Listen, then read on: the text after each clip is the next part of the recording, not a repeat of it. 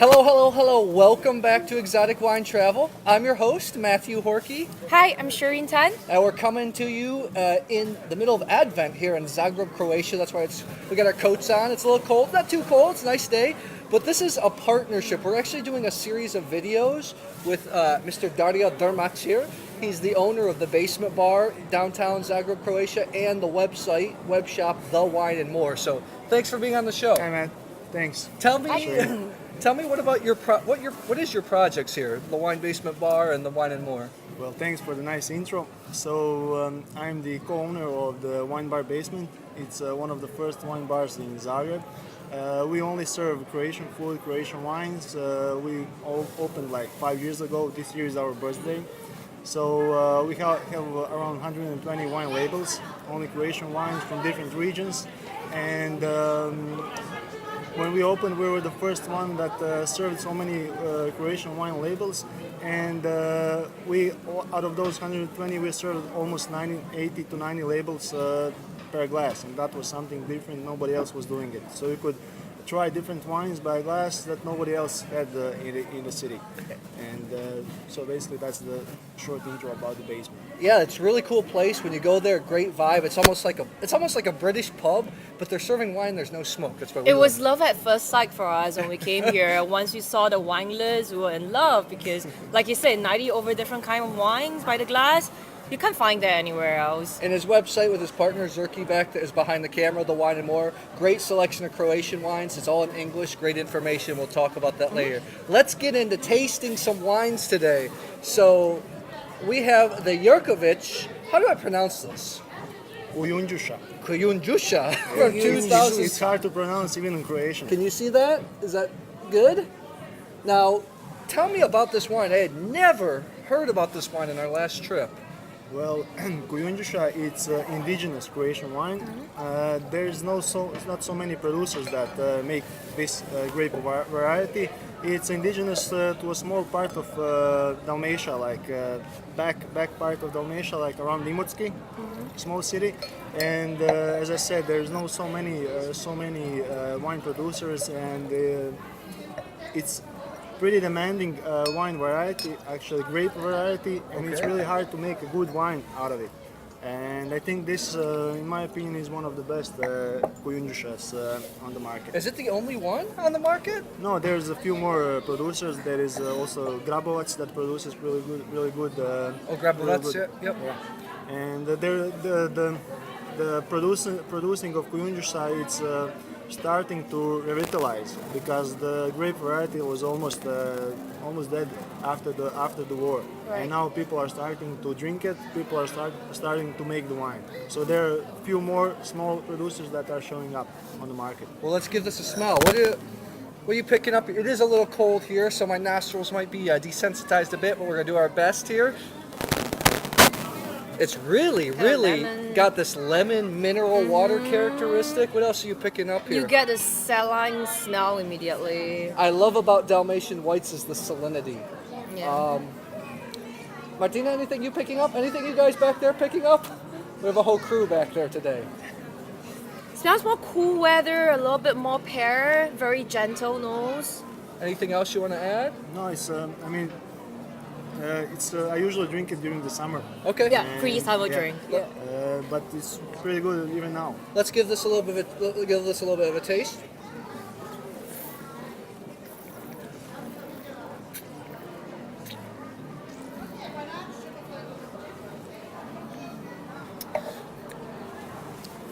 What do you think? It's not doesn't have super high acidity, so maybe acid freaks wouldn't like it. It still has the salinity, the nice pear flavors. Is extremely fresh. And I like the balance of minerality and acidity. Yeah, it's mineral. It's mineral. Got nice saline notes, pear. Anything else? Lemon. I think it's a little bit more stone fruit in the mouth. It really fills your mouth up a lot more. But what is special is the saline salinity texture in the mouth. That it's hard to get in a lot of white wines. I think this is unique for me on my Vivino because I actually score all these wines on video on my Vivino. I would give this a good 3.8 out of 5. Anything over 3.5 is very good. 3.7 is what I want to buy personally, but that's excellent wine. Then we move in the 4s. it starts getting really good. I think it's very good. Nice buy. So good And, choice. As you mentioned, like a nice buy. The price of this wine is it's 40 kunas, but it's really hard to find it anywhere. And as you mentioned, like one of the few places where you can buy this wine is here in Wine Bar Basement and on Wine and More. So let's pour. Actually, let's save because we poured a lot. I poured a lot, so I'll pour a smaller portion. We'll pour into your glass. We'll pour into your glass. We'll go to the next wine. I'll share this with you. How about that? Okay. Okay. I'll just do a good job of pouring less. I think Sergey is gonna bring us somewhere to pour the wine. Okay. The next is we have one of my favorite white grapes here in Croatia. This is the Zure Grk from 2015. Only from the only place it grows, small village on the island of Korčula called Lombarda. A beautiful town. There's not much there besides a few producers. I love Bibch personally. I did a video on him, but you're really big on this. I did taste this a couple weeks ago. Really impressed. Anything you want to say about this producer? I mean, the Grk as a variety is very scarce. Like there are only few winemakers that produce this variety at all. I think, as you said, the Zure is one of them. Bibch is the other one, and I think Bibch, there's not so much this wine on the market. Yeah.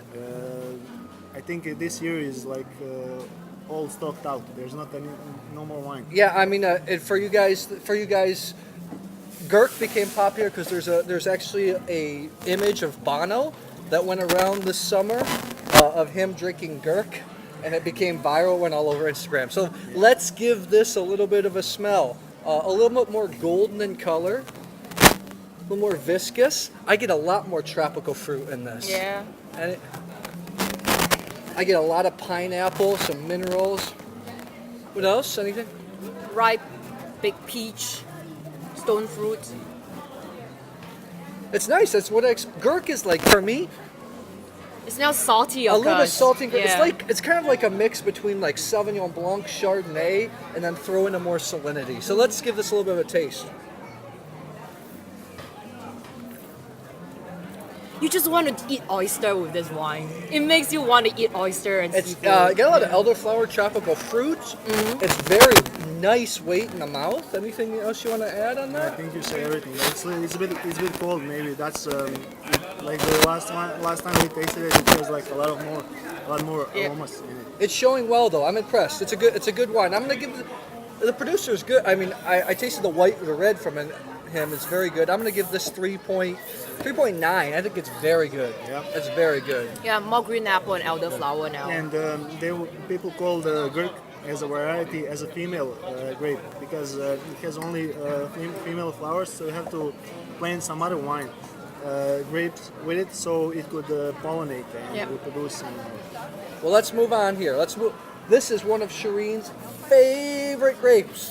This is Malvazija from Istria. From this more high-end producer called Meneghetti.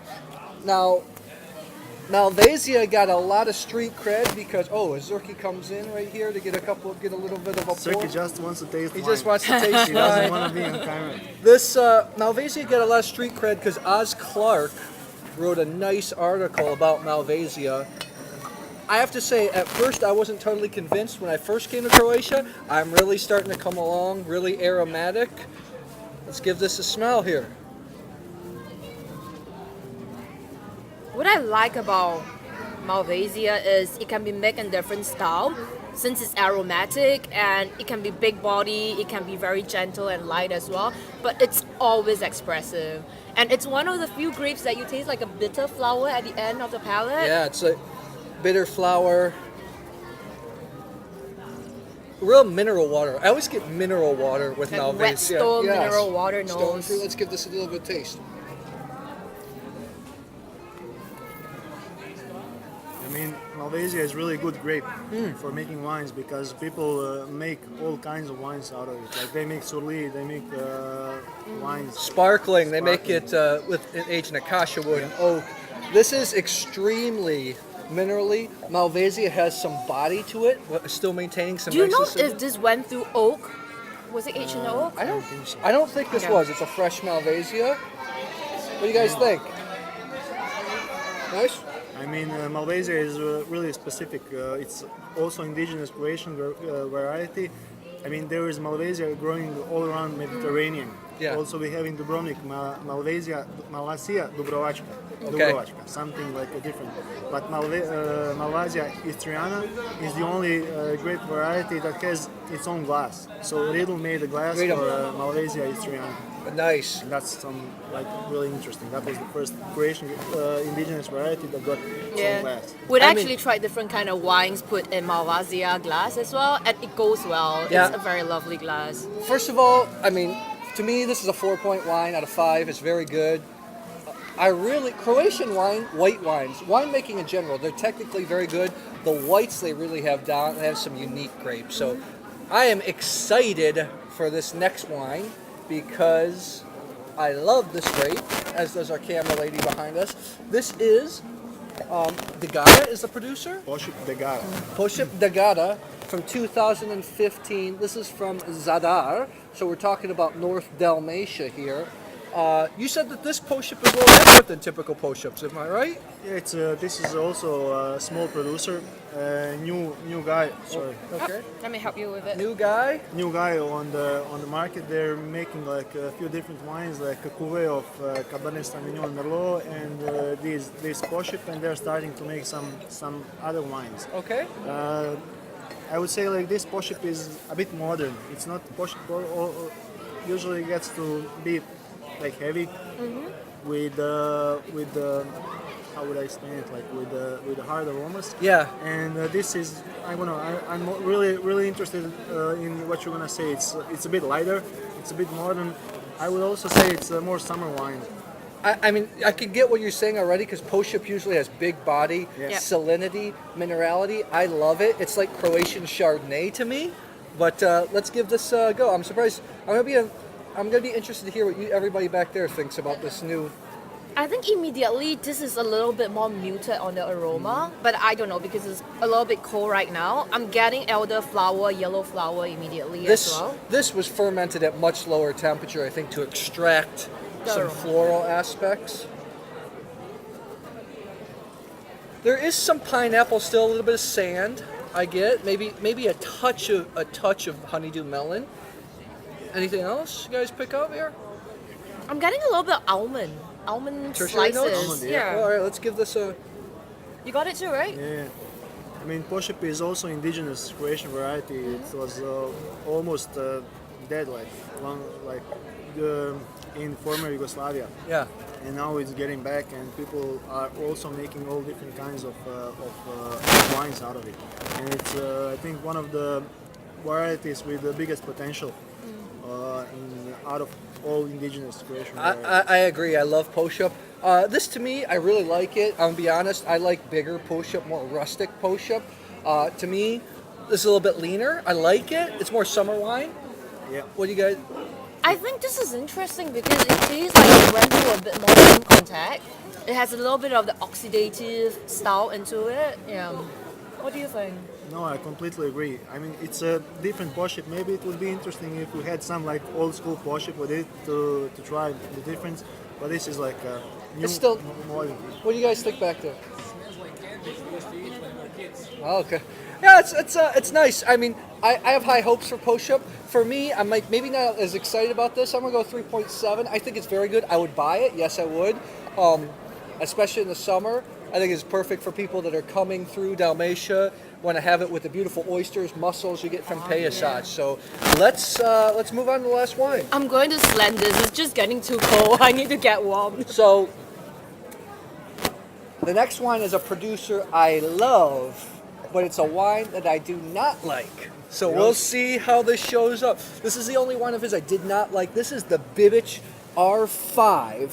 I can't see what year this is. Is this the newest one? I think it's 2014, 15. I'm not sure. 2015. 2015. not sure. He ages. This is 5 different grapes in American oak. I don't know what it is even. I know he's It's on the back. It's on the back. It's Chardonnay, it's Debit. Pinot, it's Debit, and Pošip. Yep. Yeah. So, Did I get all of them? yes, you did. I am impressed. He ages 1 year in American oak, his R5, R6. I really liked all his wines. I did not like the R5. So, if you can see right now, I'm pouring because there's an army of people behind us. We've got like the old school fire brigade. This is golden, you can say. Yeah, much, really. much darker. Really golden in color, really golden. This is why Matt doesn't like this wine, so we picked it to give him another chance. Oh, we're gonna do it in the Croatian way. Cannot. Yeah. So, the American oak definitely comes through. This is really honeyed. Oh yeah. You get a lot of the barrel. Anything else you want to pick up on this? Yeah, this is showing a lot better Yeah. than I Chrysanthemum. remember.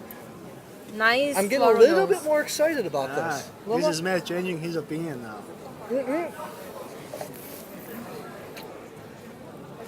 And your palate changes. Okay.